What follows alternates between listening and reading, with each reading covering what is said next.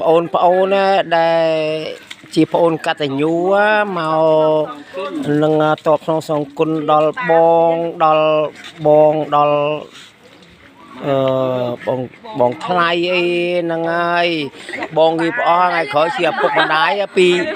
នេះហ្នឹងក្រៅមកពុកម្ដាយបងប្អូនហ្នឹងហើយនេះហ្នឹងហើយហើយអញ្ចឹងបានថាហ្នឹងហើយឲ្យកោប្អូនបងបានអធិស្ឋានលើកលែងទោសមិនយកទោសពីប្អូនទេដែលការខុសឆ្គងអីការលៀងអាចលៀងនោមការមើលការខត់ត្រូវការប្អូននៅទូចនេះប្អូនទូចឥឡូវបងធំបងចាស់អស់ហើយអស់ពលកម្មហើយហ្នឹងហើយនឹងការដឹងគុណការកតញ្ញូរបស់ប្អូននេះបានលៀងបាបលៀងបុណ្យសុំទោសពីបងទាំងពីរហ្នឹងសុំស្មាទោសដល់បង